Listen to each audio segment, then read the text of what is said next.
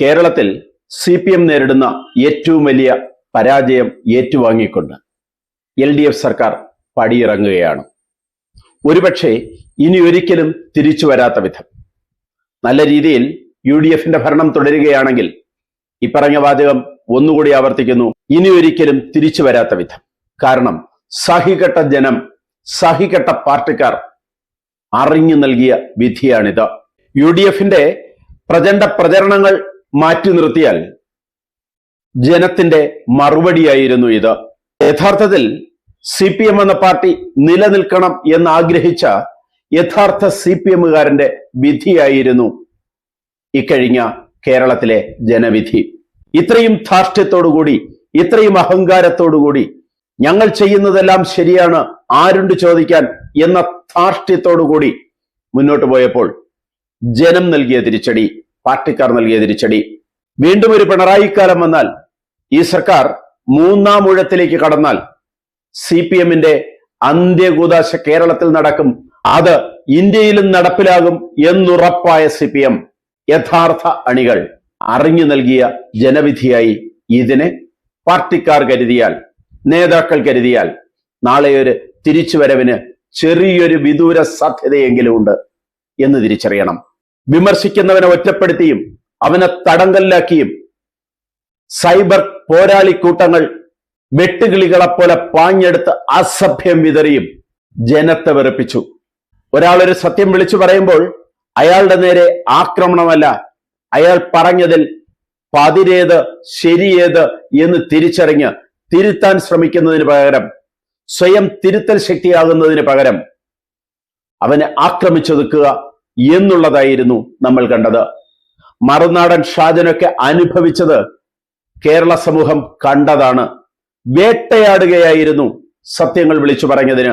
Social മീഡിയകളിൽ പരതിയാൽ തീർച്ചയായും കാണാം ഇത്തരം വെട്ടുകിളിക്കൂട്ടത്തെ. അവർ സാധാരണ ജനങ്ങളെ പാർട്ടിയിൽ നിന്ന് അകറ്റുകയാണ്, അനുഭാവികളെ പാർട്ടിയിൽ നിന്ന് അകറ്റുകയാണ്, അല്ലാതെ പാർട്ടിക്ക് അവർ പരവതാനി വിരിക്കുകയല്ല. സ്വാർത്ഥ താല്പര്യങ്ങൾ ജനങ്ങൾക്ക് മേൽ അടിച്ചേൽപ്പിച്ച് താൻകാര്യം നടത്തി അഴിമതിയുടെ കൂത്തരങ്ങായി വാണ് ഏകാധിപത്യത്തെയും സ്വേച്ഛാധിപത്യത്തെ പോലും പിന്തള്ളുന്ന രീതിയിൽ സ്വേച്ഛാധിപതികളായി, നാട്ടുരാജാക്കന്മാരായി ജനത്തിന്റെ മുന്നിൽ അവതരിപ്പിച്ചപ്പോൾ, PR വർക്കുകളിലൂടെ അതിനെയെല്ലാം വെള്ളപൂശാൻ ശ്രമിച്ചപ്പോൾ, എതിരാളികളെ കൊന്നൊടുക്കിയപ്പോൾ, ആക്രമിച്ചൊതുക്കിയപ്പോൾ, കാലം കാത്തുവെച്ച വിധി എന്ന് പറയുന്നില്ല, ജനം കാത്തുവെച്ച വിധി. പുറത്തുപോ എന്ന് വിളിച്ചു പറഞ്ഞപ്പോൾ പുറത്തു പോകാൻ ജനം തള്ളി പുറത്താക്കി. ആ ഒരു വിധി ഇനിയെങ്കിലും തിരിച്ചറിയണം. കേരളത്തിലെ ജനങ്ങൾ അരിയാഹാരം കഴിക്കുന്നവരാണ്.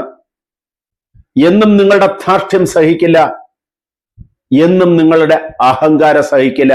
നിങ്ങളുടെ എന്നല്ല, ആരുടെയും അഹങ്കാരം മലയാളി സഹിക്കില്ല. നേരത്തെ പറഞ്ഞ വാചകം തന്നെ, അരിയാഹാരം കഴിക്കുന്നവനാണ്, തിരിച്ചറിവുള്ളവനാണ്. അല്ലെങ്കിൽ പാർട്ടി ഗ്രാമങ്ങൾ പോലും ഇങ്ങനെ വിധി എഴുതാൻ എന്താണ് കാരണം? 2 പ്രാവശ്യം തുടർഭരണം നൽകിയ പിണറായിക്ക് 6ാം റൗണ്ട് വരെ വിറങ്ങലിച്ചിരിക്കേണ്ടി വന്നതിന് കാരണം, കഴിഞ്ഞ പ്രാവശ്യം 50,000-ന് മുകളിൽ ഭൂരിപക്ഷം നേടിയ നേതാവ് 20,000-ന് താഴെ എത്തുന്നതിന് കാരണം, ഇതിനേക്കാൾ പരാജയമായിരുന്നു ഭേദം. ജനകീയ സമരങ്ങളെ ആക്രമിച്ചൊതുക്കാൻ ശ്രമിക്കുക, കയ്യിൽ കിട്ടിയതെടുത്ത് ജനത്തിനെ അല്ലെങ്കിൽ സമരം നടത്തുന്നവന്റെ ഉച്ചിക്കടിക്കുക, എന്നിട്ട് ജീവൻ രക്ഷ എന്ന് പരിഹസിക്കുക, പാർട്ടിക്കെതിരെ കൊടി പിടിച്ചവനെ വെട്ടിവീഴ്ത്തുക, ആൾക്കൂട്ടം ചേർന്ന് ആക്രമിച്ചു കൊല്ലുക, 51 വെട്ടുവെട്ടുക. ഇതൊക്കെ പാർട്ടിക്കാർക്ക് പോലും സഹിക്കാൻ കഴിയാത്ത വിധം അധപ്പതിച്ചിരിക്കുന്നു. നേതാക്കളെ അണികൾ തിരുത്തിയിരിക്കുന്നു. വീണ്ടും ഈ പാർട്ടി നിലനിൽക്കണമെന്ന് ആഗ്രഹിക്കുന്ന CPMകാരാണ് ഈ പാർട്ടി മൂന്നാമത് ഒരു അധികാരത്തിലേക്ക് എത്തരുത്, മൂന്നാം ഊഴത്തിലേക്ക് എത്തരുത് എന്ന് തീരുമാനിച്ച് വോട്ട് ചെയ്തത്. മൂന്നാം ഊഴത്തിലെത്തിയാൽ തീർച്ചയായും ഈ പാർട്ടി ഈ ഭാരതത്തിൽ നിന്ന് അസ്തമിച്ചേനെ. പാർട്ടി വിട്ട് UDF പിന്തുണയുള്ള സ്വതന്ത്രരായി മത്സരിച്ച കുഞ്ഞികൃഷ്ണനും TK ഗോവിന്ദനും G സുധാകരനുമൊക്കെ ജയിച്ചപ്പോൾ അണികൾ നേതാക്കളെ തിരുത്തിയ കാഴ്ചയാണ് നമ്മൾ കണ്ടത്. രക്തസാക്ഷികൾ എന്ന് പറഞ്ഞാൽ CPM-നെ സംബന്ധിച്ച് അവരുടെ ജീവശ്വാസമാണ്. ആ രക്തസാക്ഷി ഫണ്ടിൽ നിന്ന് പോലും വെട്ടിച്ചു എന്ന കഥ പറഞ്ഞപ്പോൾ, അല്ലെങ്കിൽ അത് തുറന്നു പറഞ്ഞപ്പോൾ അനഭിമതനായി മാറി കുഞ്ഞികൃഷ്ണൻ. കണക്കുകൾ നിരത്തി കുഞ്ഞികൃഷ്ണൻ തന്റെ വാദങ്ങളെല്ലാം സ്ഥാപിച്ചപ്പോൾ രക്തസാക്ഷി ഫണ്ടിൽ നിന്ന് പോലും കൈയിട്ടി വാരിയവരെ വേണ്ട എന്ന് തന്നെ ജനം തീരുമാനിച്ചു. കുഞ്ഞികൃഷ്ണന് നല്ല ഭൂരിപക്ഷത്തോടുകൂടി വൻ വിജയം കൊടുത്തു. കേരളത്തിന്റെ ചരിത്രത്തിൽ ആദ്യമാണ്. MVR-നും KR ഗൗരിയമ്മയ്ക്കും പോലും കഴിയാത്ത വിജയമാണ് അവർ നേടിയത്. അത്രയും ഓളമാണ് അവർ കേരളത്തിൽ പാർട്ടി സദസ്സുകളിൽ ഉണ്ടാക്കിയത്, പാർട്ടിക്കാരുടെ ഹൃദയത്തിൽ ഉണ്ടാക്കിയത്. അതുകൊണ്ട് തന്നെയാണ് ഈ വമ്പൻ പരാജയങ്ങൾ അവർക്ക് ഏറ്റുവാങ്ങേണ്ടി വന്നത്. ഇനിയും ഇങ്ങനെ പോയാൽ പറ്റില്ല എന്ന് തിരിച്ചറിഞ്ഞ ജനം കാറ്റുകടക്കാത്ത പാർട്ടി കോട്ടകൊത്തളങ്ങളെ തച്ചു തകർക്കുന്ന കാഴ്ച നമ്മൾ കണ്ടതാണ്. ഇനിയെങ്കിലും നേതാക്കളെ നിങ്ങൾ തിരിച്ചറിയണം. നിങ്ങൾ സ്വയം തിരുത്തിയില്ലെങ്കിൽ പാർട്ടിക്കാർ നിങ്ങളെ തിരുത്തും. ഒന്നുകൂടി അത് ഉറക്കെ പറയുന്നു, മാറ്റും അതുകളി നിങ്ങളെത്താൻ സംശയമൊന്നുമില്ല. പിണറായിക്ക് ഒരു ചരിത്രമുണ്ട്. ചരിത്രത്തിൽ ഇടം പിടിച്ചയാളാണ് പിണറായി. തുടർച്ചയായി രണ്ടാം ഭരണം, 2 പ്രാവശ്യം തുടർച്ചയായി ഭരണത്തിലേറുന്ന മുഖ്യമന്ത്രി പിണറായി വിജയൻ. പക്ഷേ മറ്റൊരു ചരിത്രം കൂടി ഉണ്ടാക്കിക്കൊണ്ടാണ് അദ്ദേഹം പടിയിറങ്ങുന്നത്. ഇന്ത്യയിൽ കമ്മ്യൂണിസ്റ്റ് പാർട്ടി ഒരു സംസ്ഥാനത്തിലും ഭരണത്തിലില്ലാത്ത അവസാനത്തെയാൾ, അങ്ങനെ കമ്മ്യൂണിസ്റ്റ് പാർട്ടിയെ എത്തിച്ചയാൾ എന്ന പദവി കൂടി നേടിക്കൊണ്ടാണ് പിണറായി വിജയൻ പടിയിറങ്ങുന്നത്. ഭരണവിരുദ്ധ വികാരം ആഞ്ഞടിച്ചപ്പോൾ, ക്ഷമിക്കണം, മാറ്റി പറയേണ്ടതുണ്ട്, പിണറായി വിരുദ്ധ വികാരം ആഞ്ഞടിച്ചപ്പോൾ കടപുഴകിയത് പാർട്ടിയുടെ കോട്ടകൊത്തളങ്ങളാണ്. അച്യുതാനന്ദൻ വരെയുള്ള കേരളത്തിലെ CPM മുഖ്യമന്ത്രിമാർ പാർട്ടിക്ക് അധീനരായി പോയപ്പോൾ പാർട്ടിയെ കാൽക്കീഴിലാക്കി അവസാന വാക്ക് തന്റേത് മാത്രമാക്കി ഭരിച്ച അഹങ്കാരത്തിന്റെ മൂർത്തിമത്ഭാവമായി മാറിയ പിണറായി വിജയൻ, മാറി നിൽക്ക്, കടക്ക് പുറത്ത്, നിന്റെ വീട്ടിൽ ചെന്ന് പറയ്, ഡാഷ് മോനെ രേവന്ത. ഒരു മുഖ്യമന്ത്രി ജനങ്ങളോട് ചേർന്ന് നിൽക്കേണ്ടതിന് പകരം ജനങ്ങളെ ഭർത്സിച്ച് അകറ്റിയ കാഴ്ച. ജനങ്ങളുടെ മനസ്സിൽ ഇനിയും ഇത് തുടർന്നാൽ പറ്റില്ല എന്നുള്ളൊരു തീരുമാനം, അത് ഇത്രയും വലിയ അധപതനത്തിലേക്ക് എത്തിച്ചു. വിമത ശബ്ദങ്ങളെ അധിക്ഷേപിച്ചകറ്റാൻ ശ്രമിച്ച ശ്രമങ്ങൾ പ്രായപരിധി എന്ന ഓമന പേരിട്ട്, 2ാം ഊഴം അല്ലെങ്കിൽ 2 പ്രാവശ്യം MLA ആയി എന്ന ഓമന പേരിട്ട് മാറ്റി നിർത്തിയപ്പോൾ, ചൂണ്ടപ്പെടുന്ന വിരലുകൾ വേണ്ട എന്ന രീതിയിൽ വെട്ടിമാറ്റിയപ്പോൾ, മുൻ മന്ത്രിമാരടക്കം 6 പേർ CPM-ൽ നിന്നിറങ്ങി സ്ഥാനാർത്ഥികളായി പാർട്ടിക്കെതിരെ. അതിൽ 3 പേരെ പാർട്ടിക്കാർ തന്നെ വിജയിപ്പിച്ചു. പ്രായപരിധിയുടെ പേരിലും 2 പ്രാവശ്യം വിജയിച്ചു എന്ന പേരിലുമൊക്കെ മറ്റുള്ളവരെ ഒഴിവാക്കിയപ്പോൾ സ്വയം ഒഴിവാകാൻ പിണറായി തയ്യാറായില്ല. അതുപോലെ തന്നെ ആശ്രിത വാത്സല്യം, സ്വന്തക്കാർ മാത്രം മതി. MV ഗോവിന്ദന്റെ ഭാര്യ ശ്യാമള സ്ഥാനാർത്ഥിയായപ്പോൾ അതിനെതിരെ പാർട്ടിയിൽ നിന്ന് പുറത്തുപോയ TK ഗോവിന്ദൻ വിജയിച്ചു കയറി. അഴിമതിയെക്കുറിച്ച് വിരൽ ചൂണ്ടിയ കുഞ്ഞികൃഷ്ണൻ പുറത്തുപോയി MLA ആയി തിരിച്ചു വന്നു. സത്യസന്ധനായ കർക്കശക്കാരനായ മന്ത്രി എന്ന പേരെടുത്ത G സുധാകരൻ വൻപിച്ച ഭൂരിപക്ഷത്തോടെ തിരിച്ചു കയറി. അഴിമതിക്കാരെ സംരക്ഷിക്കുന്നവരായി സർക്കാർ മാറി. ഈ അവസ്ഥ പരിതാപകരം എന്ന് ഹൈക്കോടതി ചൂണ്ടിക്കാട്ടി. അത് ജനത്തിന്റെ മനസ്സിൽ കൂരമ്പ് പോലെ കൊള്ളുകയായിരുന്നു. അതുവരെ സർക്കാരിന്റെ അഴിമതികളെയെല്ലാം വെളുപ്പിക്കാൻ നടന്ന സൈബർ കൂട്ടങ്ങളുടെ വാക്കുകൾക്ക് മേലെയായി ഹൈക്കോടതിയുടെ ഈ പ്രസ്താവന. എങ്ങും അഴിമതി മാത്രമാണെന്ന് ജനം തിരിച്ചറിഞ്ഞു.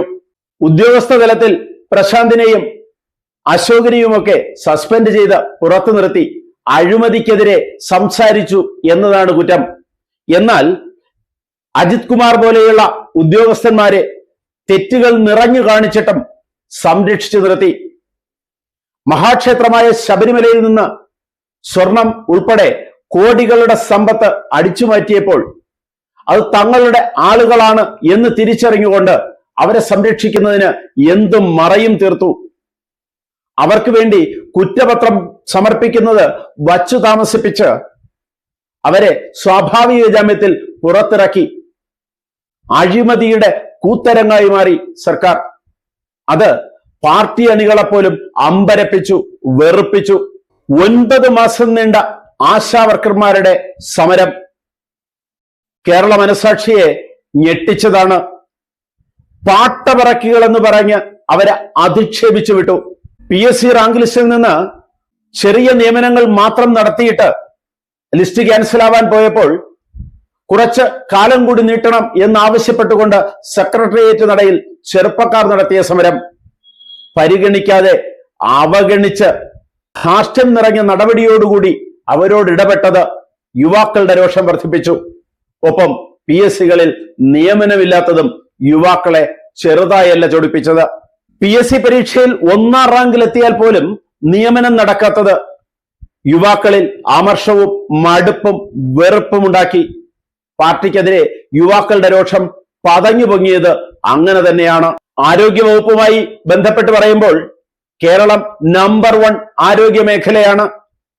പക്ഷേ മെഡിക്കൽ കോളേജിലെ അപര്യാപ്തതകളെക്കുറിച്ച് ഡോക്ടർ ഹാരിസ് ചിറക്കലിന്റെ തുറന്നു പറച്ചിൽ കേരള സമൂഹം ഒന്നിച്ച് അദ്ദേഹത്തോടൊപ്പം നിന്നു. അദ്ദേഹത്തെ പുറകെ നടന്ന് ആക്രമിച്ചു. കത്രികയും ഗൈഡ് വയറുമൊക്കെ രോഗികളുടെ ഉള്ളിൽ കുടുങ്ങിയതും കോട്ടയം മെഡിക്കൽ കോളേജ് ആശുപത്രിയുടെ കെട്ടിടം തകർന്നു വീണതും വെന്റിലേറ്ററുകൾ തുണികെട്ടിമറച്ച് ജീവൻ രക്ഷ നടപ്പിലാക്കിയതുമൊക്കെ ജനങ്ങളെ വെറുപ്പിച്ചു. കേരളം കടക്കണിയിൽ മുങ്ങിത്താണ് നിൽക്കുമ്പോൾ ഞാനല്ലാതെ മറ്റാരുണ്ട് എന്ന ചോദ്യത്തോടുകൂടി നാട് മുഴുവൻ പ്രചരണ കോലാഹലം, 20-30 അടി ഉയരമുള്ള ഫ്ലെക്സുകൾ വെച്ച്, ഹോർഡിങ്സുകൾ വെച്ച് പിണറായിയുടെ മുഖം മാത്രം അതിൽ പുഞ്ചിരിച്ച് ഇരുന്നപ്പോൾ ജനം മുഖത്ത് നോക്കി ചിരിക്കുകയല്ല, അമർഷത്തോടെ പല്ലെറുമുകയായിരുന്നു. ടെൻഡർ വിളിക്കാതെ വൻ പദ്ധതികൾ ഊരാളുങ്കൽ സൊസൈറ്റിക്ക് കൈമാറിയത്, അതിൽ നിന്നും കോടികൾ അവർ ലാഭമുണ്ടാക്കിയത്, അതിൽ നിന്നും കോടികൾ പാർട്ടി ഫണ്ടുകളായി ശേഖരിച്ചത് ഒക്കെ ജനങ്ങളിൽ ഉണ്ടാക്കിയ അമർഷം ചെറുതല്ല. മുണ്ടക്കൈ ചൂരൽമല ദുരന്തത്തിൽ ഒരു ശവസംസ്കാരത്തിന് 75,000 രൂപ വെച്ച് കോടികൾ അടിച്ചു മാറ്റിയത് ജനത്തിലുണ്ടാക്കിയ വെറുപ്പ് ചെറുതല്ല. ഇങ്ങനെ തൊട്ട മേഖലകളിലെല്ലാം അഴിമതിയും താൻ പോരുമയും ധാർഷ്ട്യവും അഹങ്കാരവും മാത്രം നിറഞ്ഞ ഒരു സർക്കാർ ഇപ്പോൾ പുറത്തിറങ്ങിയിരിക്കുന്നത് ജനത്തിനാകെ ആശ്വാസം നൽകിക്കൊണ്ടാണ്. അതിന് കൂട്ടുനിന്നത് പാർട്ടിക്കാർ തന്നെയാണ്. അല്ലെങ്കിൽ ധർമ്മടം പോലെ, ആലപ്പുഴ പോലെ, കോഴിക്കോട് ജില്ല പോലെ, കണ്ണൂർ പോലെയുള്ള പ്രദേശങ്ങളിൽ, അതുപോലെ തന്നെ പാർട്ടിയിൽ നിന്നും പുറത്തുപോയ UDFന്റെ പിന്തുണയോടുകൂടി മത്സരിക്കപ്പെട്ട നേതാക്കളെപ്പോലെ ഉള്ളവർക്ക് ഇത്രയും വോട്ട് കിട്ടുന്നത് എങ്ങനെ? അവിടെയൊക്കെ ഇവർ ജയിച്ചു കയറിയത് എങ്ങനെ? UDFന്റെ വോട്ട് മാത്രമല്ല, അത് CPMന്റെ വോട്ടായിരുന്നു. CPMന്റെ വോട്ട് കൊണ്ട് എതിർ പാർട്ടിക്കാർ വിജയിച്ച ആദ്യത്തെ ഇലക്ഷൻ ഒരു വീഴ്ചകളിലും തെറ്റുപറ്റി എന്ന് സമ്മതിക്കാതെ എല്ലാം ന്യായീകരിച്ച് സർക്കാരിനെ വെള്ളപൂശാൻ നിൽക്കുന്ന കുറച്ചണികൾ. ഈ അണികൾ തെറ്റിനെ ചൂണ്ടിക്കാണിച്ചാലോ നിന്റെ വീട്ടിൽ പോയി പറ എന്ന ഫൽസനം, ആക്രോശം. ഇനിയും അങ്ങനെയൊക്കെ ഉണ്ടാകാതിരിക്കട്ടെ. നയനാറും EMSും അച്യുതാനന്ദനുമൊക്കെ മുഖ്യമന്ത്രിയായിരുന്ന ഇടതുപക്ഷ CPM മുഖ്യമന്ത്രിമാരായിരുന്ന നാടാണിത്. ജനത്തിന്റെ ഹൃദയത്തോടൊപ്പം അവർ ചേർന്ന് നിന്ന നാടാണിത്. ഇനിയുമെങ്കിലും അറിയുക, ജനം പ്രതികരിക്കും, പാർട്ടിക്കാരും പ്രതികരിക്കും. കൂടുതൽ വാർത്തകളും വിശേഷങ്ങളുമായി ഉടൻ ദയവായി ഈ ചാനൽ സബ്സ്ക്രൈബ് ചെയ്യുക.